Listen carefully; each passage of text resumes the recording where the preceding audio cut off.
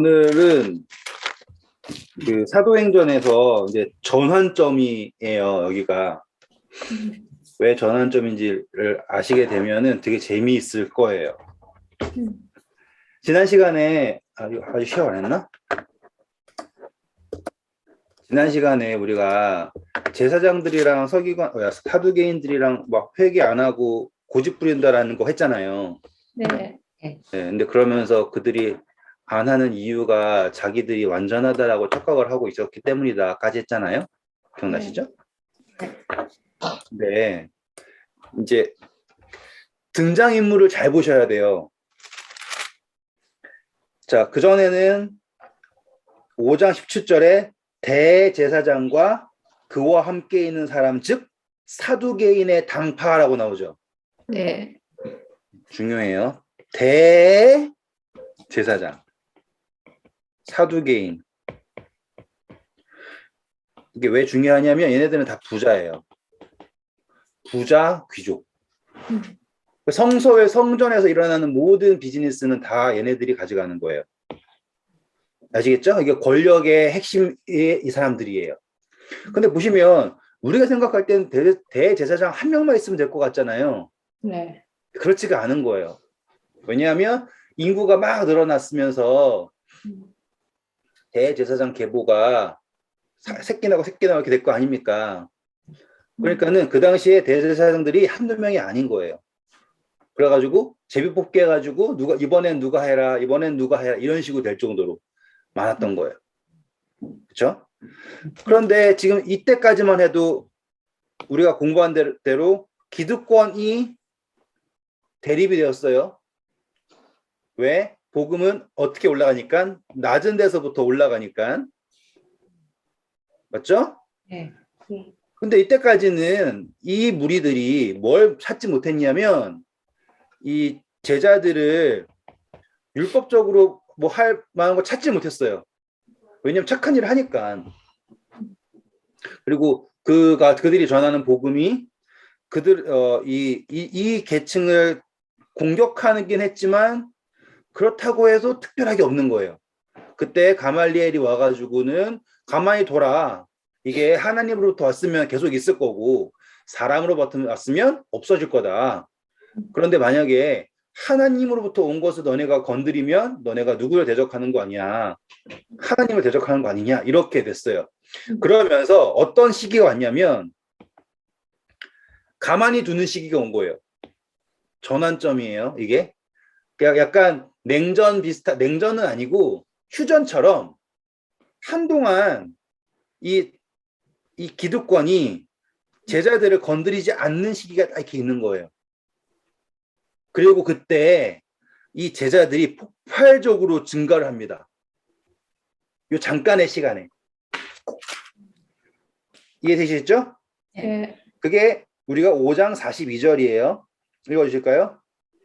그들이 날마다 성전에 있든지 집에 있든지 예수는 그리스도라고 가르치기를 전도하기를 그치지 아니하니라. 네. 자, 사두개인들이나 제사장들은 얘네를 핍박하는 거를 잠깐 가말리엘 때문에 뒀고 제자들은 이때 복음을 진짜 열심히 전파하는 거예요.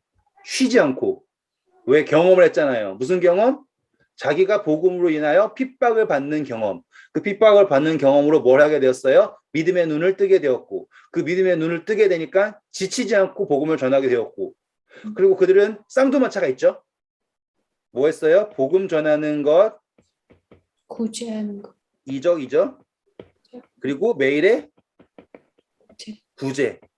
이 두 가지 쌍두마차를 가지고 덤비는 거였어요. 엄청났죠. 그래가지고 이제 막 복음이 막 늘어나요. 6장 1절 보세요. 그때 제자가 더 많아졌는데 헬라파 유대인들이 자기의 과부들이 매일의 구제에 빠짐으로 히브리파 사람을 원망하니. 네, 감사합니다. 이거를 그냥 막 읽으면 아, 여자들이 나빴네. 왜 구제에 빠졌어. 그렇게 이해가 되죠. 선택을 못 당한 거라며요. 너무 구제하고 싶은 사람이 많아가지고. 봉사를 못한 거예요. 아니에요. 그러니까 잘 읽어야 돼요. 그리스도인들의 이제 파가 두 개가 나온 거예요. 파가 두 개. 이때까지는 이방인은 들어가지 않아요. 아직 이방의 복음이 전파되는 거 안 했어요. 그래서 유대파 그리고 헬라인파. 근데 얘네도 유대인이에요. 다. 근데 태생이 밖에 나갔다가 돌아온 애들이고 얘네는 유대인의 땅에서 태어난 사람들인 거예요. 그러니까는 지금 따지면 이 사람들은 재미교포, 교포파, 이거는 토종파 이런 식이에요. 근데 이 사람들이 다 그리스도인이 된 거죠. 맞아요? 그런데 지금 이 그리스도인들이 서식지가 아니죠. 거주지.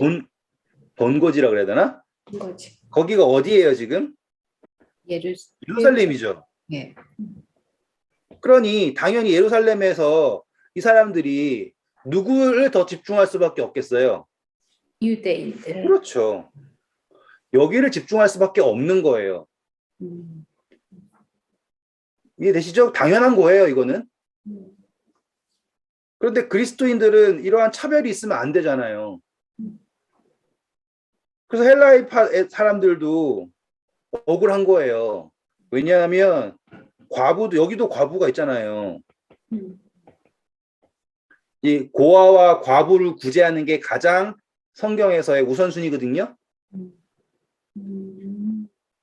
그런데 이 그리스도인들이 매일 구제를 하는데 그전에는 이제 한 번 구제하고 말고 이런 식인데 이때 그리스도인들은 모든 것을 다 통용하는 거잖아요.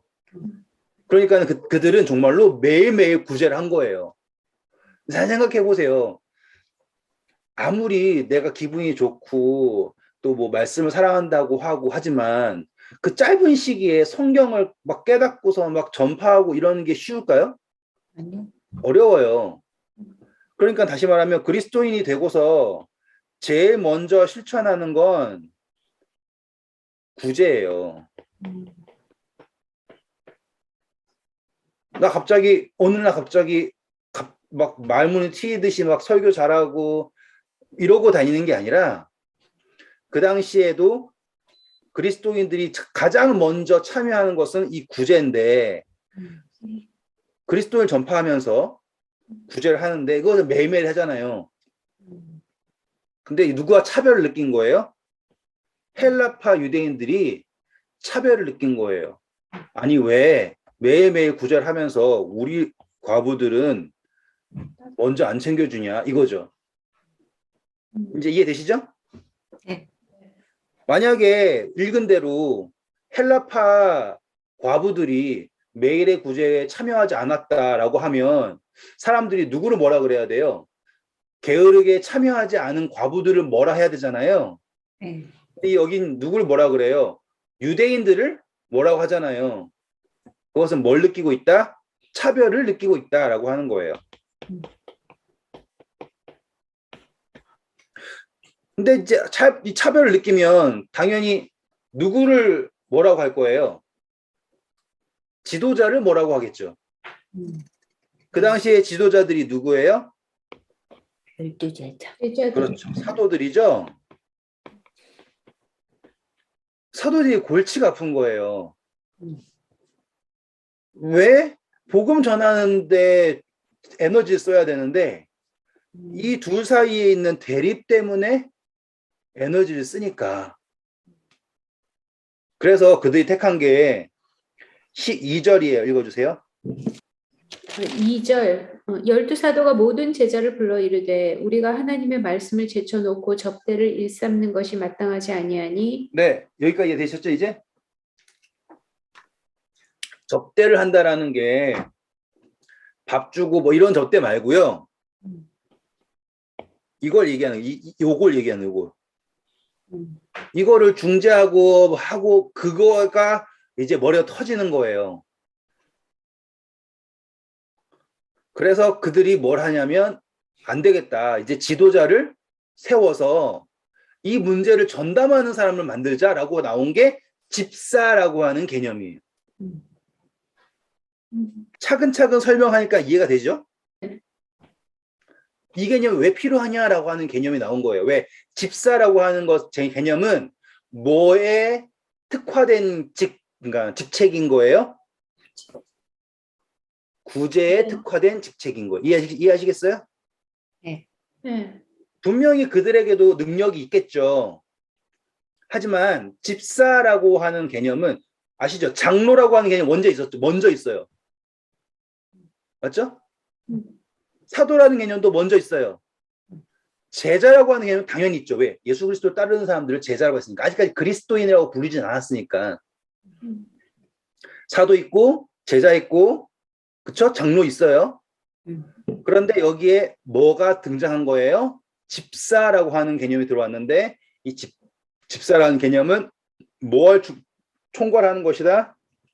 구제. 구제. 자, 3절 읽어주세요. 형제들아 너희 가운데서 성령과 지혜가 충만하여 칭찬을 받는 사람 7을 택하라.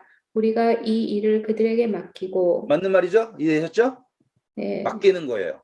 근데 여기서 왜 7명 했을까라고 생각을 하면 7이라는 숫자가 완전 수이기도 하지만 어떠한 일을 중재를 할 때 짝수면 돼요, 안 돼요? 안 돼요. 안 되죠. 그래서 7이라고 하는 걸 하는 거예요. 그리고 지금 이 4절 보시면 우리는 뭐 하겠다 그래요, 이제? 오로지 기도하는 일과 말씀 사역에 힘쓰기라. 네, 이제 딱 사역이 분할된 거 아시겠죠? 네. 네. 그러면 여기서 히브리파 사람은 그냥 유대인이에요? 레귤러 유대인? 네, 네, 네. 음. 아까 말씀드렸잖아요. 헬라파는 네. 재미교포 같은 느낌. 네. 근데 다들 지금 다 어디에 다 들어온 거예요? 예루살렘에 다 지금 들어와서 복작 하고 있는 거예요. 그리고 5절 보시면 읽어보실까요? 온 무리가 이 말을 기뻐하여 믿음과 성령이 충만한 사람 스데반과 또 빌립과 브로고와 니가노르와 디몬과 바베나와 유대교에 입교했던 했던 안디옥 사람 니골라를 택하여 사도들 앞에 세우니 사도들이 기도하고 그들에게 안수하니라. 네, 거기까지만 할게요. 지금 보시면 정확하게 출신이 전부 다 나오진 않아요. 그런데 가만히 보시면 아, 이게 유대파, 헬라파 골고루 넣었구나라는 게 보여요. 왜냐하면 여기서 이름이 유대파 이름이 있고 헬라파 이름이 섞여 있거든요. 그러니까 이 판결에서 제자들이 아시죠? 아무리 잘해도 차별한다라고 공격당하면 할 말이 없는 거예요. 왜? 누구 한편 잘해주면 이쪽이 안 해준다 그러고. 그러니까 리더십에 쓸 수 없으니까 그것을 맡기는데 그 맡기는 집단이 골고루예요. 헬라파, 유대파 골고루. 이해되셨죠? 그러니까 그들이 판결을 할 때도 홀수이기 때문에 올바로 공평하게 판결할 수 있게 되는 거죠. 그러니까 이들이 생각할 수 있는 최선의 선택이에요. 근데 이게 뭐랑 똑같아지냐면 출굽하잖아요. 그때 지도자가 모세 한 명밖에 없었죠. 네. 근데 모세가 하루 종일 재판하고 있잖아요. 네. 그래가지고 이드로가 모세의 장인이 와가지고 뭐라 그래요? 이렇게 하면 안 된다. 뭐 하라 그랬어요? 지도자를 세워라 라고 하죠. 지금 이 장면이 그런 장면과 같은 장면인 거예요. 지도자를 세우는 거. 모세는 70년 세웠고 여기 7명이지만 지도자를 세움으로써 이 뭐라 그럴까요? 이 집단이 스스로 설 수 있게 되는 거예요.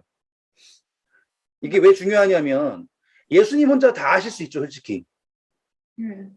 할 수 없어서가 아니에요. 예수님 혼자 다 하시면 집단이 혼자 설 수가 없어요. 맞나요? 예수님이 다 하실 수 있습니다. 분명히. 하지만 예수님이 혼자 하시는 것보다 예수님께서 다른 존재들을 세우심으로 그 집단이 스스로 설 수 있게 하는 것은 정말로 중요한 거예요. 같은 개념이 지금 초대 교회에서 일어나고 있는 거예요. 뭘 느낀 거예요? 사람을 세워야 한다라는 것을 느낀 거예요. 이게 이 전환점, 다시 말하면 5장이 끝나고 6장에서 나오는 전환점의 핵심이에요. 사람을 세워야 한다. 그리고 하나님께서 그거를 세우시기를 원한다라는 걸 안 거예요. 뭘 찾아요? 사람들 중에 돈 많은 사람 세우자 그래요? 아니면 성령이 충만하고 지혜에 충만하고 찾아요? 성령. 그렇죠? 음. 그러니까 사람들이 뭐 하는 거예요? 찾는 거예요. 하나님께서 지정한 사람이 누구인가라고 하는 것을. 맞죠? 그래서 6절 보시면 사도들 앞에 세웠어요. 그리고 흥미로운 점은 사도들이 이제 안수하죠. 네. 자, 이게 뭐예요? 예수님이 안수한 사람이 누구들이에요? 사도들이죠. 네. 그래서 그 안수가 누구에게도 전달할 수 있는 거예요? 집사들에게도 전달될 수가 있는 거예요. 이게 뭐와 같냐면 하나님이 사람에게 기름을 부으시면 이것은 하나님의 기름 부음이 여기에 있는 거예요. 따라서 우리 역시 하나님의 뜻에 따라 누군가에게 기름을 부을 수 있다라고 하는 논리가 여기에서 나타나는 겁니다. 근데 이 장면은 어떤 장면이냐면, 자, 어떻게 설명을 해드려야 될까? 우리 출애굽기 한번 가보실까요? 이 성소를 지을 때요. 자, 출애굽기 31장 1절부터 읽어보실까요? 여호와께서 모세에게 말씀하여 이르시되 내가 유다 지파 홀의 자손이요 홀의 손자여 우리의 아들인 부살레를 지명하여 부르고 하나님의 영을 그에게 충만하게 하여 지혜와 총명과 지식과 여러 가지 재주로 정교한 일을 연구하여 금과 은과 노수로 만들게 하며 보석을 깎아 물리며 여러 가지 기술로 나무를 새겨 만들게 하리라.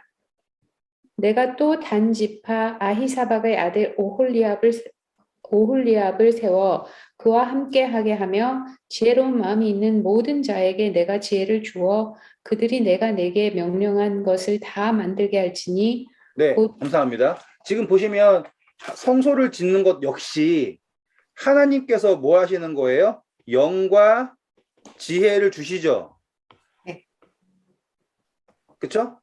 근데 오홀리압이 그리고 부사렐이 영과 지혜를 받아요. 하지만 누가 찾아가서 하나님께서 널 택하셨다라고 얘기해 주지 않으면 모세가 가서 이야기해 주지 않잖아요. 그러면 그들이 뭘 할 수 없는 거예요? 일을 할 수가 없는 거예요. 이해되셨어요? 그렇죠. 지금 여기에도 보면 7 집사들이 다 영을 가지고 있죠. 받았죠? 지혜가 있죠? 사람들에게 귀감이 되죠? 근데 지금 뭐 하는 거예요? 제 사도들이 그들을 세우는 거예요. 모세가 부사렐과 오홀리압을 세움으로 그들이 성소를 섬길 수 있게 된 것처럼. 그래서 우리 역시 복음을 전한다라는 게 내가 저 불쌍한 사람을 갱생시킨다 이 정도가 아닌 거예요. 차이점 그러니까 순서가 달라요. 하나님이 부사렐과 오홀리압을 택하시고 그들에게 주시고 그들에게 그 사실을 알려주는 게 우리지. 그렇죠? 기름 붓는 게 그런 역할이에요. 내가 뭔가를 딱 해가지고 저기에서 좌천되어 있던 어떤 사람들이 갑자기 갱생이 돼가지고 변신해가지고 이걸 했다가 아니라 우선순위는 순서가 누구부터? 성령부터가 먼저이다. 하나님께서 먼저 일하시고 우리가 그 사람을 찾아간다. 근데 이게 앞 사도행전에 계속 나올 거예요.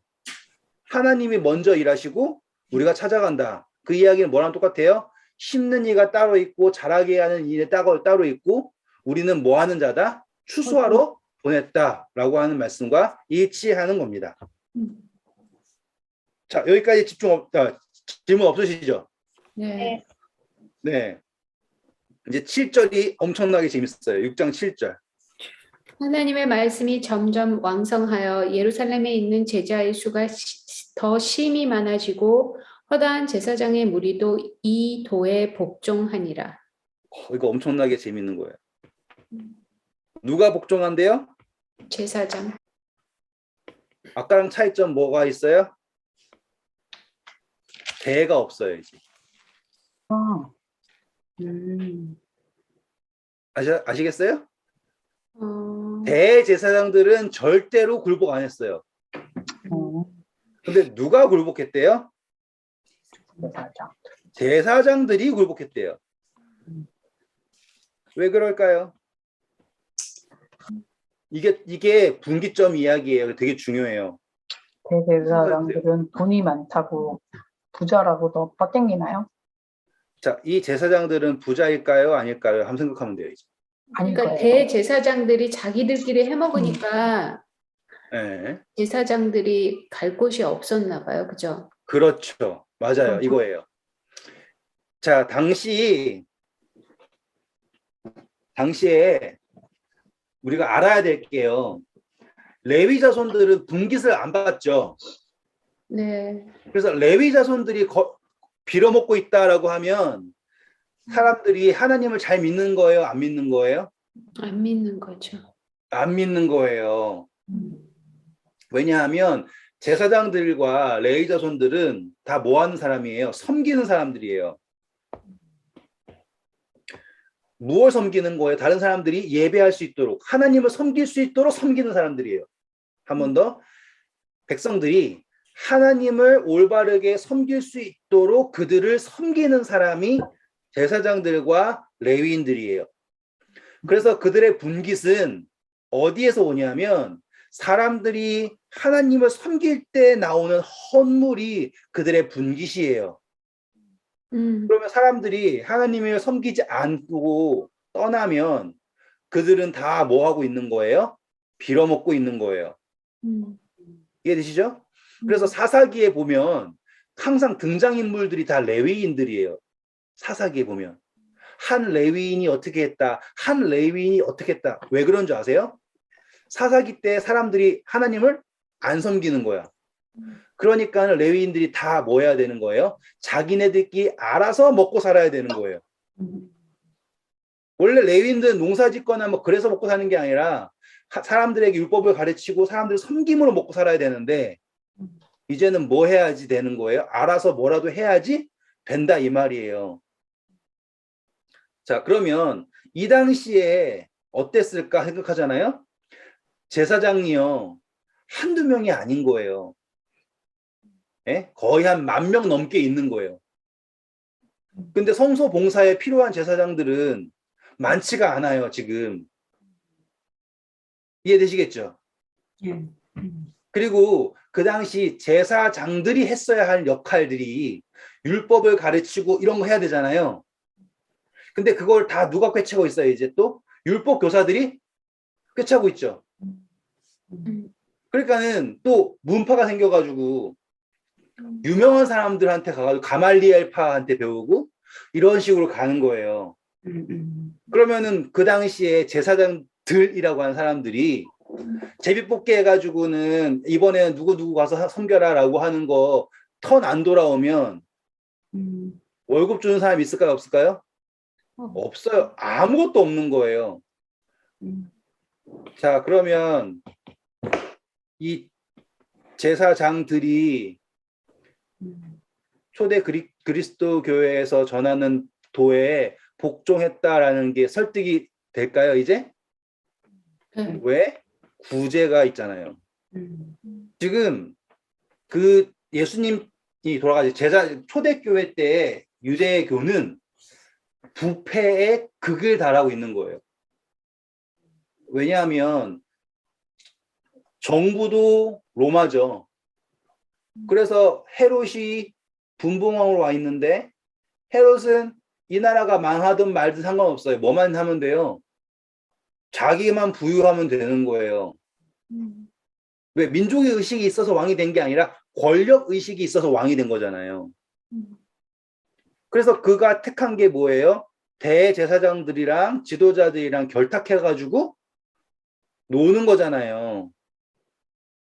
그래서 예수님께서 성소 정결하게 하실 때 성소 안에 다 뭐가 있었어요? 소 파는 사람, 양 파는 사람, 장사치들만 잔뜩 하잖아요. 음. 그건 뭐예요? 하나님을 섬긴다라는 제사, 예배를 빌미로 비즈니스를 하고 있는 거죠.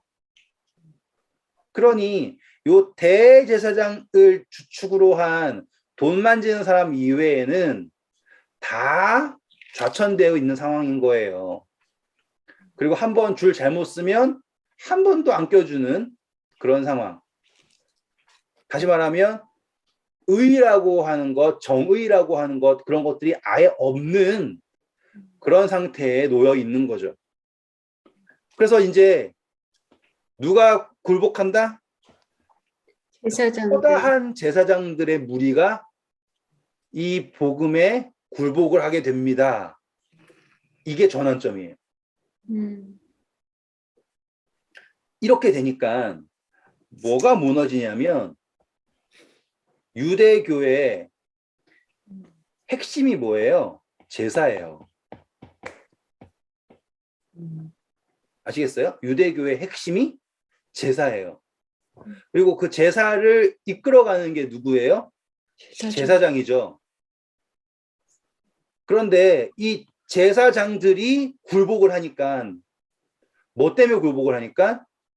이 구제, 뭐 혹시라도 또 하나님의 복음 때문에 혹은 뭐 이적 때문에 이렇게 한 사람도 있을 거예요. 분명히 있어요. 제가 그거를 무시하는 게 아니에요.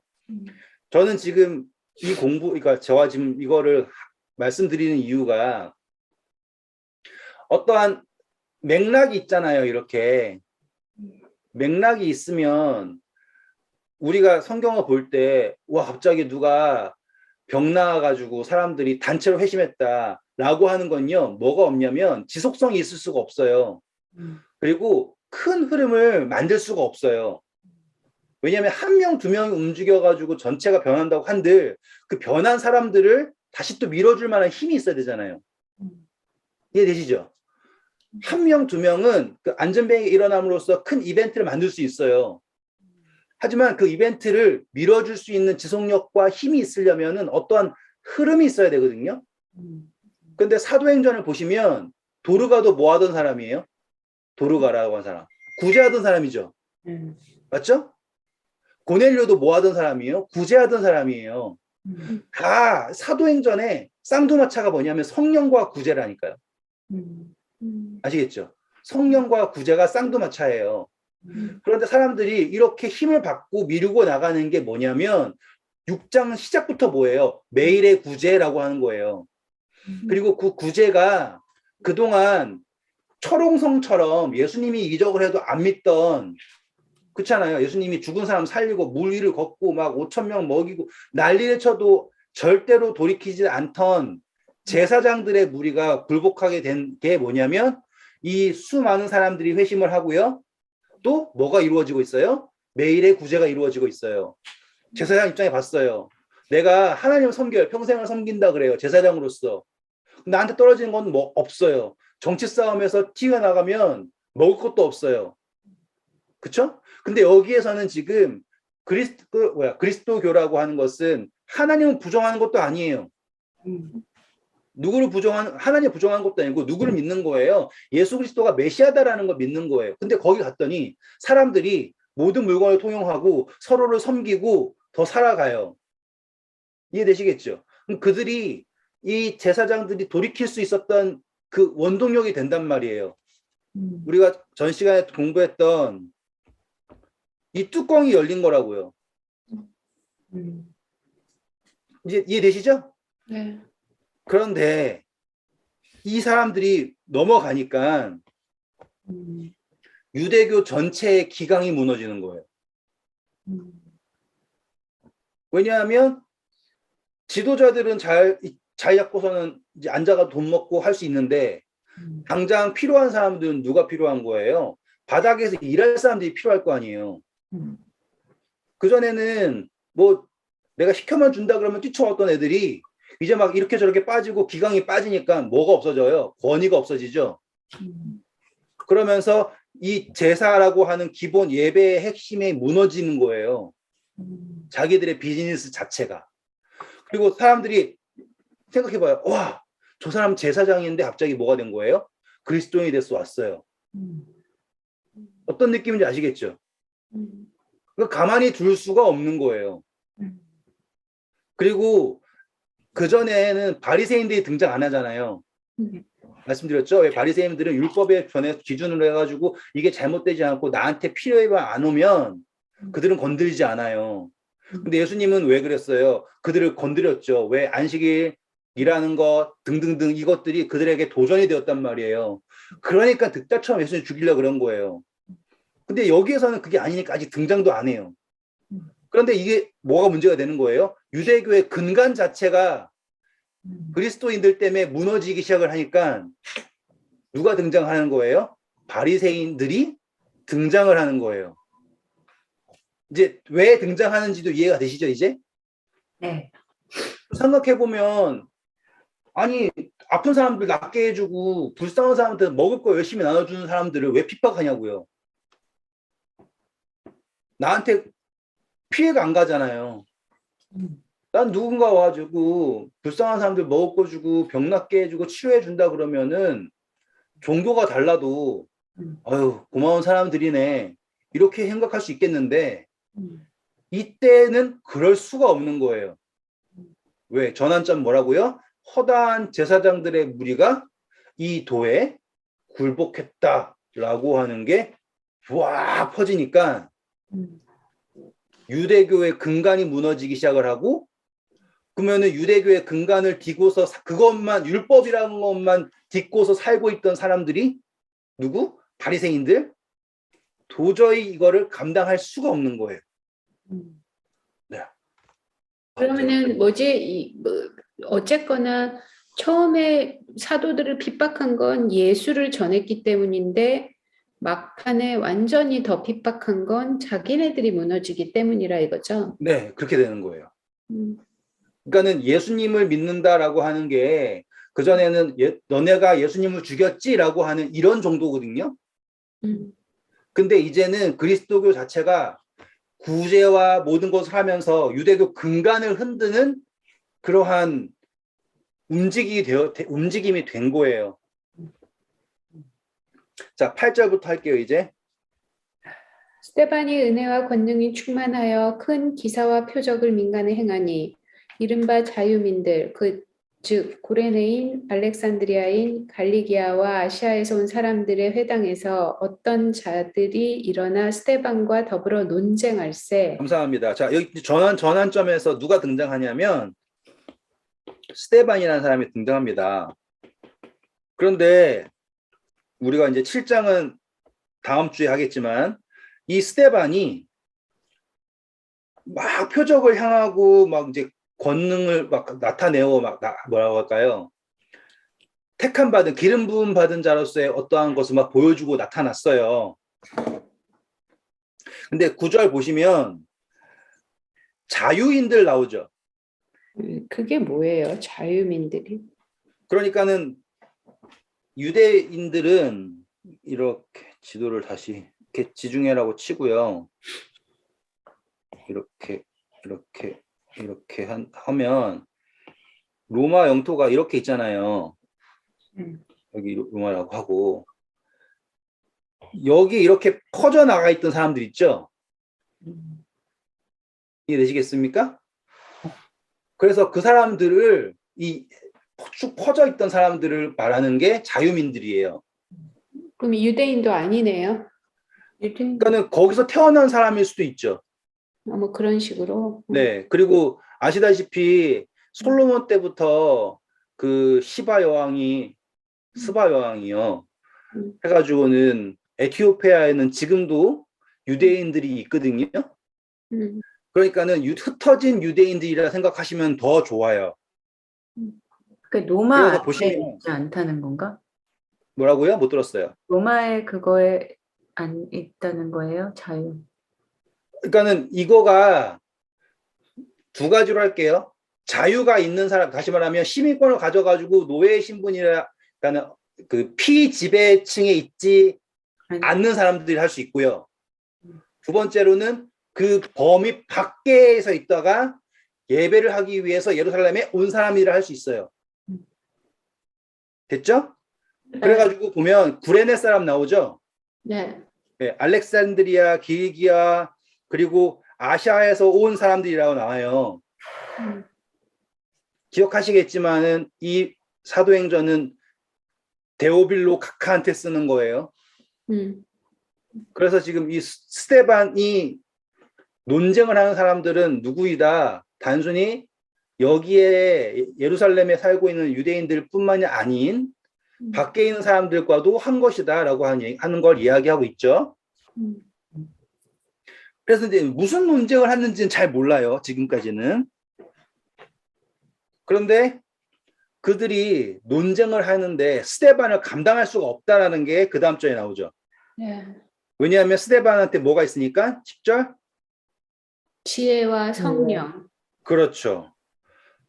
지혜와 성령. 아까 똑같은 거예요. 이길 수가 없어요. 그래가지고 11절 읽어주세요.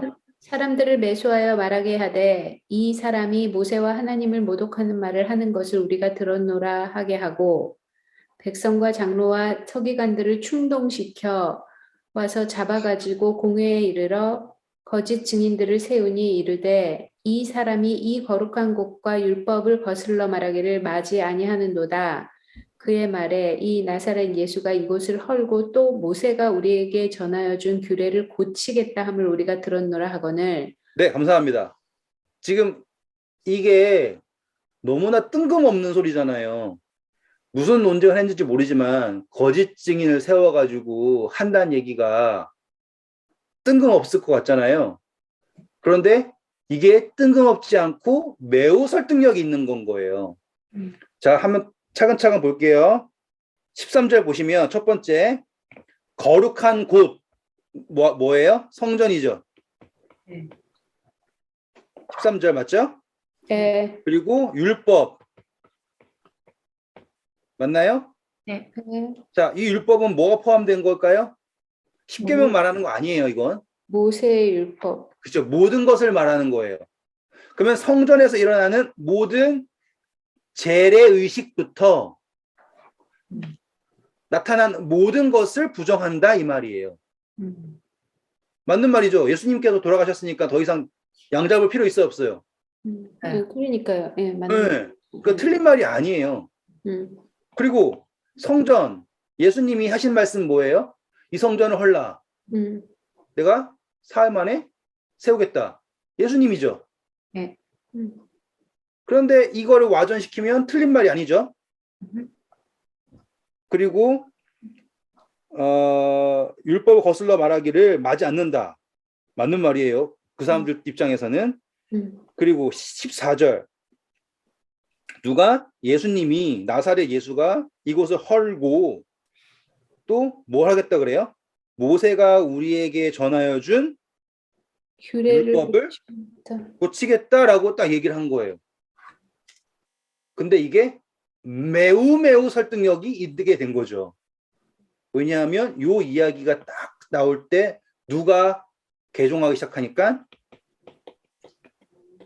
제사장들이 개종을 하기 시작하니까 이게 실질적으로 그전에는 말도 안 되는 거예요. 과연 얘네들이 무슨 능력으로 아무리 날고 기어봤자 날갈기하루로 바위 깨는 거지 이런 식이었거든요.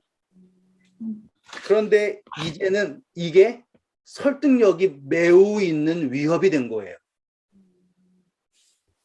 그래서 액션이 들어간 거라고요. 지금 스데반이 한 이야기랑 이전에 베드로랑 제자들이 사도들이 2번 잡혀갔잖아요. 벌써요. 공회에 2번 섰잖아요. 벌써. 네. 그때 했던 이야기랑 지금 했던 이야기랑 다를 게 없어요. 분명히 같은 이야기인데 이번에 이 공회에서는 이게 엄청나게 설득이 있는 위협이 된 거라는 거죠. 이해되셨죠? 네. 그래가지고 15절 보니까 공회 중에 앉은 사람들이 다 스데반을 주목하여 보니 그의 얼굴이 뭐 같은 거예요? 천사요. 천사와 같다라고 하는 이야기로 시작이 돼요. 다시 돌아와서 뭐 된 거예요? 노출이 됐어요. 천사한테 이제. 그래가지고 이제 스데반이 7장에 나와 있는 어마어마한 설교를 합니다. 정말 어떻게 이렇게 할 수 있을까 싶을 정도로 하는 거예요. 이렇게 쏘는 거예요. 이렇게 이 뚜껑에다 대고. 근데 이 사람들이 듣고 싶을까요? 안 듣고 싶을까요? 안 듣고 싶. 안 듣고 싶겠죠. 이제 뉘앙스래요. 이 전체가 이렇게 될 수밖에 없겠구나라는 게 보이시죠? 예. 저는 그걸 전하고 싶은 거예요. 아니 왜 한 번 넣어줬다가 두 번 넣어줬다가 세 번째 이렇게 하는데 이게 아니라 지금 이때는 이 정도의 일이 있을 수밖에 없는 상황이 된 거예요. 왜냐하면 사람들이 다 공회에서 스데반을 보니까 스데반이 정말 맞는 것 같아요. 누가 봐도 저 사람은 천사처럼 보이는 거예요. 나는 뭐 같고? 그지가. 오징어 꼴뚜기 같고 이 사람은 미스 코리아야. 이런 느낌인 거예요. 뭘 해도 안 돼요. 근데 뭐 할까요? 그게 싫어요. 왜? 말하는 것마다 맞는 얘기 하니까. 7장 가볼게요. 7장 1절 읽어주세요. 때 제사장이 이르되 이것이 사실이냐? 스데반이 이르되 여러분 부형들이여 들으소서. 우리 조상 아브라함이 하란에 있기 전 메소포타미아에 있을 때에 영광의 하나님이 그에게 보여 이르시되 내 고향과 친척을 떠나 내가 내게 보일 땅으로 가라 하시니 아브라함이 갈대아 사람의 땅을 떠나 하란에 거하다가 그의 아버지가 죽음에 하나님이 그를 거기서 너희 지금 사는 이 땅으로 옮기셨느니라. 그러나 여기서 발 붙일 만한 땅도 유업으로 주지 아니하시고 다만 이 땅을 아직 자식도 없는 그와 그의 후손에게 소유로 주신다고 약속하셨으며 하나님이 또 이같이 말씀하시되 그 후손이 다른 땅에서 나그네가 되리니 그 땅 사람들이 종으로 삼아 400년 동안을 괴롭게 하리라 하시고 또 이르시되 종 삼는 나라를 내가 심판하리니 그 후에 그들이 나와서 이곳에서 나를 섬기리라 하시고 할례의 언약을 아브라함에게 주셨더니 그가 이삭을 낳아 여드레 만에 할례를 행하고 이삭이 야곱을 야곱이 우리 12조상을 낳으니라. 감사합니다. 솔직히 이거를 다 한 거는 집사님 혼자 힘드니까요. 제가 이거를 왜 이 사람이 이 이야기를 왜 했느냐를 설명하는 거예요. 이제 자, 이 스데반은 갑자기 이게 사실이냐 그러면 아닌데요 라고 할 수 있잖아요. 그렇지 하지 않고 어떻게 합니까? 저기 창세기 전부터 있는 이야기부터 끌어내는 거예요. 그럼 누가 들으면은 뭐야 이거 무슨 뭘 의도하는 거냐 생각할 수 있지만 지금 이걸 말하고 있는 거예요. 두 개를 다. 성전의 목적, 율법의 목적. 이것은 어떠한 새로운 게 아니라 그때부터 하나님께서 우리에게 주신 것이고 나는 그것을 온전히 믿고 있다라는 걸 설명하는 거거든요. 근데 여기에서 정말로 흥미로운 거는 이 스데반이 성경에 기록되어 있지 않은 것마저도 알고 있는 거예요. 왜냐하면 창세기 12장에는 하나님께서 아브라함을 부르신 게 메소포타미아라고 안 나오거든요. 갈대아. 네, 갈대아 우르. 근데 여기서는 지금 정확하게 메소포타미아라고 하는 데서 부르셨고 그리고 그때 하나님이 어떻게 나오셨다 그래요? 영광의 하나님이라고 나오고 그러니까 어떠한 느낌을 생각하실 수 있냐면 보고 있는. 뭔가 하나님부터 받아서 이야기하는 것 같은 느낌으로 말하고 있다는 걸 볼 수가 있어요. 그리고서는 8절에 강조한 건 뭘 했어요? 할례라는 걸 강조했죠. 그건 자기도 뭘 알고 있다예요. 율법이라고 하는 것, 계보라고 하는 것 다 알고 있다라는 거 얘기하고 있어요. 그리고선 중간에 건너뛸게요. 20절 볼게요. 20절부터. 그때 모세가 낳는데 하나님 보시기에 아름다운지라 그의 아버지의 집에서 석 달 동안 길리더니 버려진 후에 바로의 딸이 그를 데려다가 자기 아들로 기름해 모세가 애굽 사람의 모든 지혜를 배워 그의 말과 하는 일들이 능하더라. 네, 감사합니다. 자, 그러면서 율법의 모세가 전한 율법이라고 했죠 아까? 네. 모세를 등장시키는 거예요. 그러니까 이 사람이 하고 싶은 논리를 아는 거예요. 이 땅을 준 건 아브라함에 약속하신 것이고, 그리고 이제 율법을 준 것은 모세를 통해 준 것인데, 그것의 목적이 어디를 향하고 있는가라는 걸 설명하려고 하는 거겠죠? 그래가지고는 쭉 넘어가서 모세가 한 일입니다. 그래가지고 39절부터 볼게요. 우리 조상들이 모세에게 복종하지 아니하고자 하여 거절하며 그 마음이 도리어 애굽으로 향하여 네, 감사합니다. 자, 모세를 좋아한다고 얘기했어요, 그들이. 싫어한다. 근데 실제로 조상들은 뭐 했어요? 모세를 싫어했다. 그래가지고 뭘 기뻐한다? 41절.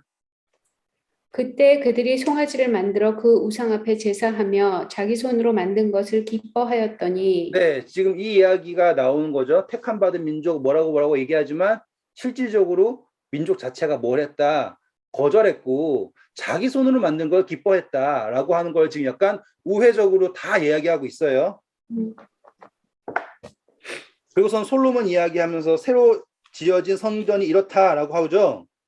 그리고 넘어가서 51절부터 보세요. 목이 곧고 마음과 귀에 할례를 받지 못한 사람들아 너희도 너희 조상과 같이 항상 성령을 거스르는도다. 네, 그러면은 스테반이 열심히 이야기한 거의 목적이 뭐예요?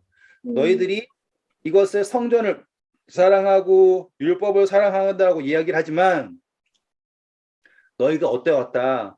너희 조상처럼 마음과 귀에 할례를 받지 않아서 항상 거절하고 있지 않느냐. 그런데 왜 우리가 그것을 거절한다고 이야기를 하느냐라고 하는 걸 말하는 거죠. 어떤 얼굴 가지고? 천사의 얼굴. 천사의 얼굴 가지고. 그러니까는 표정도 다른 거예요. 그러니까는 막 엄청나게 자애로운 선생님이 아이에게 타이르듯이 얘기하는 표정이에요. 너 왜 그렇게 얘기하니? 이런 식인 거예요. 이런 놈들 하는 게 아니라. 그 다음 읽어주세요. 너희 조상들이 선지자들 중에 누구를 박해하지 아니하였느냐? 의인이 오시리라 예고한 자들을 그들이 죽였고 이제 너희는 그 의인을 잡아준 자여 살인한 자가 되나니 너희는 천사가 전한 율법을 받고도 지키지 아니하였다 하니라. 네. 자, 율법을 받았지만 뭐 하지 않았다? 지키지 않았다. 그러면 너희가 나를 고소한 그 내용 자체가 너희에게 스스로 적용돼야 되는 것 아니냐라고 하는 내용이 된 거예요.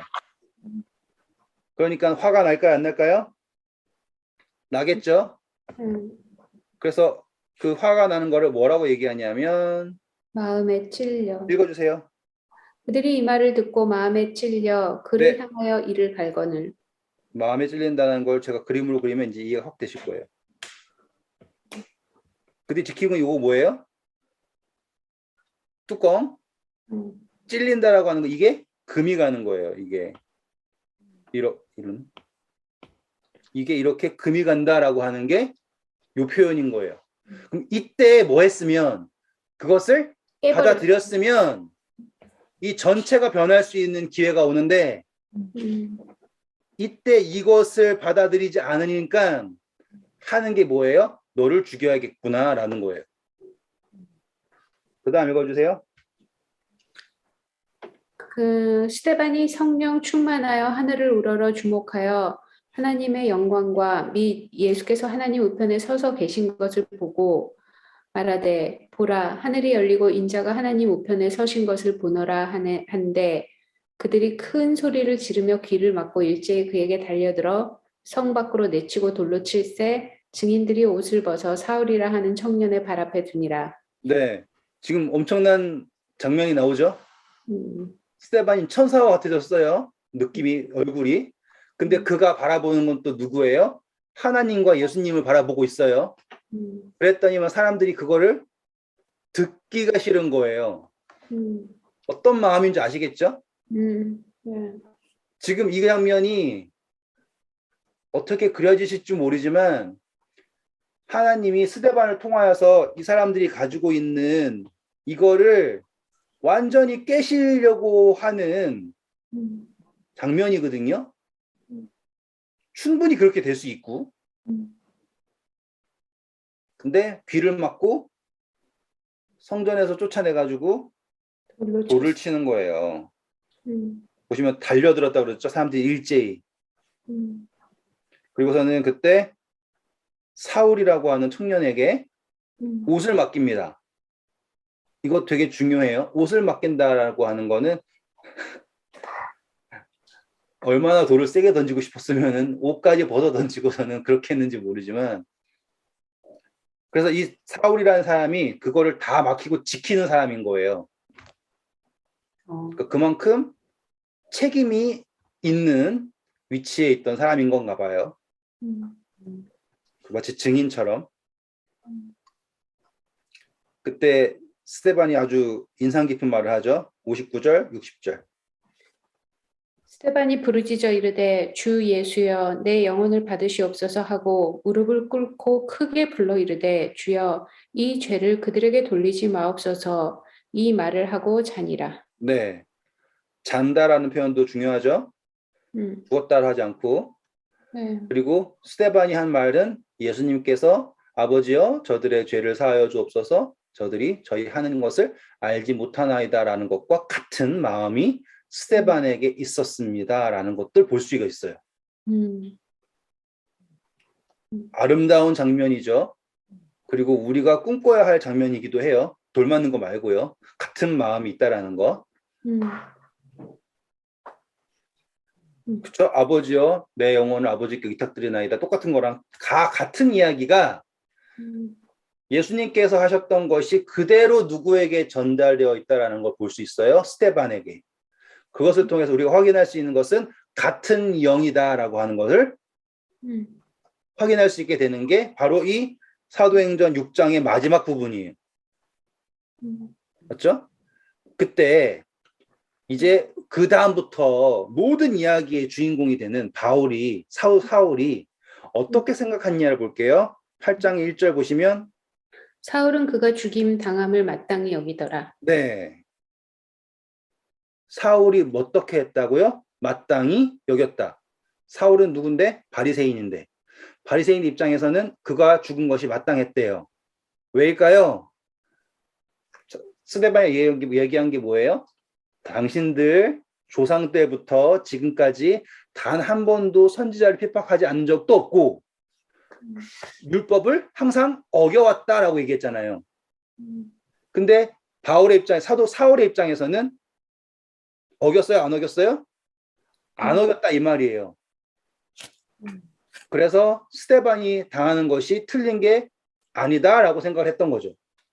자, 그리고 1장 후반부 보세요. 어떻게 나옵니까? 그 다음에 그날에 예루살렘에 있는 교회에 큰 박해가 있어 사도 외에는 다 유대와 사마리아 모든 땅으로 흩어지니라. 네, 이해되시겠죠 이제? 네. 그 날에 왜 스데반이 뭘 봤으니까 하늘에 예수님께서 서 계시는 거 봤잖아요. 그렇다고 하니까 그때 막 그 분노한 유대인들이 그냥 몰아치면서 그리스도인들을 핍박을 하기 시작한 거예요. 도저히 말로도 감당할 수 없고 지혜로 안 되고, 그리고 사람들이 막 회심해가지고 뭐 하니까 제사장들의 무리까지 넘어오고 유대교의 근간이 막 무너지려고 하는데 뭐까지 이루어지니까 스데반이 나타나가지고 자신들이 오히려 하나님의 성전과 그리고 율법을 어기던 사람이다라는 것이 나타난다라는 게 너무너무 싫은 거예요. 그리고 그때 전체적으로 핍박이 시작됐어요. 그날 스데반이 돌맞은 그날. 그리고서는 그때 핍박이 너무 심해가지고 어떻게 됐다 그래요? 사도들 이외에는 다 어떻게 되었다? 다 흩어졌대요. 제가 오늘 이 이야기가 전환점이 됩니다라고 했던 거 기억나시죠? 네. 그전에는 예루살렘으로 집중되어 있던 그 복음이 핍박이 시작되므로 이제 흩어진 거예요. 그러면 이제 장면 자체가 어떻게 될까요? 그전에는 예루살렘에서 이 지도자들이랑 논쟁하던 게 장면이었잖아요. 논쟁 이겼다 하잖아요. 근데 그러면 이 다음부터는 논쟁 이야기는 안 나와요. 왜? 스테반의 이야기로 논쟁이 더 이상 의미가 없음이 증명이 되었어요. 그러면은 이 8장부터는 어떤 이야기가 나올 거냐면 전파가 어떻게 되었느냐라는 이야기가 나오겠죠. 그래서 그 전파가 어떻게 되었는데 그 이방인들에게 복음 전파된 것의 핵심이 누구예요? 바울이죠.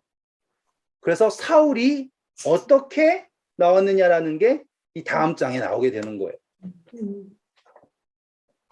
듣고 보시니까는 사도행전이 상당히 짜임새가 있고 이야기의 그 흐름 자체가 이렇게 돼서 이렇게 되는 거고 이 이야기가 이렇게 나오는 거다라는 게 보이시죠?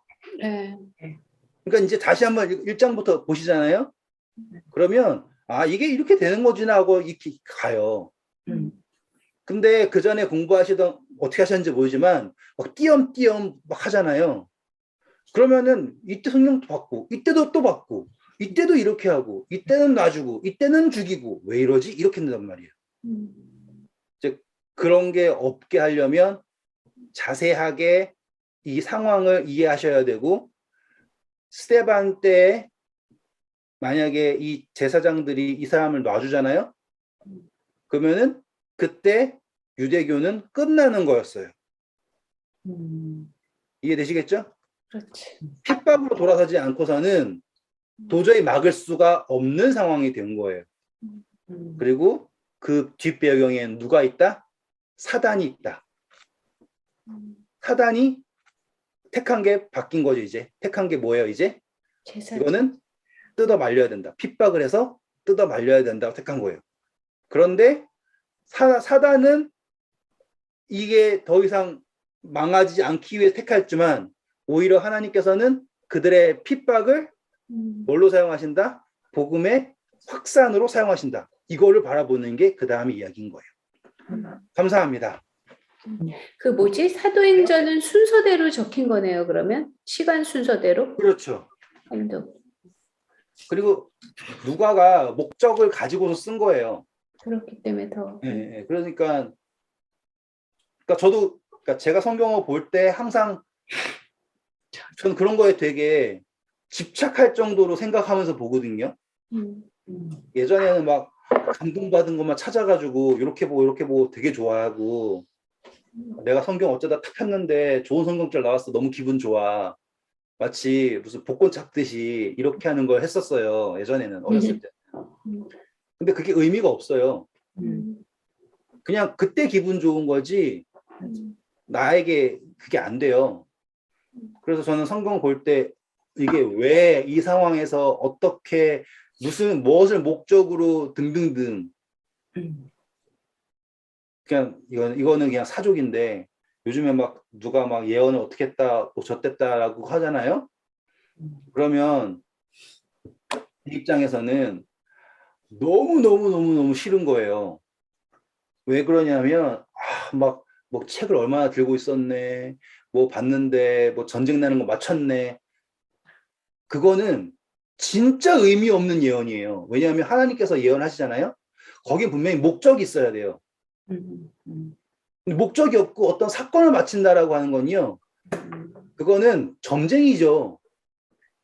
그거는 정말로 최악 중에 최악이 어떠한 미래의 사건을 맞춘다라고 하는 것을 가지고 하나님을 믿게 한다라고 하는 거는 최악 중에 최악이에요. 누가 예언했대요? 그런 이야기들이 많아요. 뭐 3개월 전에 전쟁 난다 그랬는데 전쟁 났다. 뭐 불난다 그랬는데 불났다.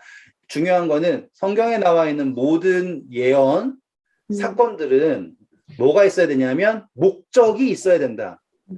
그래서 그분의 목적이 있으면 뭐가 보이냐면 과정이 보이는 거예요. 이해되셨죠? 네. 목적이 있으면 뭐가 보인다? 과정이 있다. 그럼 잘 보세요. 그럼 하나님이 우리를 사랑하는데 왜 초대교회 사람들을 이렇게 핍박받게 놔두셨는가? 그러면은 갈등 생기잖아요. 하나님 사랑하는 하나님 능력이 없나? 하지만 뭘 보면 목적을 보면 뭐가 보이는 거예요? 이제 이 사람들이 성령 받았어요. 경험했어요. 지혜가 충만해요. 그럼 그들이 뭘 해야 돼요? 이제 전파로 나가야 되잖아요. 근데 지금 사람들이 뭐 했어요? 고이기 시작한 거예요. 모여가지고 뭐 해요? 헬라파랑 유대파랑 싸움이 나고 있어요. 그렇죠? 그러니 하나님께서는 그들을 나가게 하기 위해서 이러한 핍박을 허락을 하시는 거예요. 목적을 보면 과정이 이해가 되는 거죠. 네, 여기까지 할게요. 좋은 밤 되세요. 감사합니다. 감사합니다. 감사합니다. 네.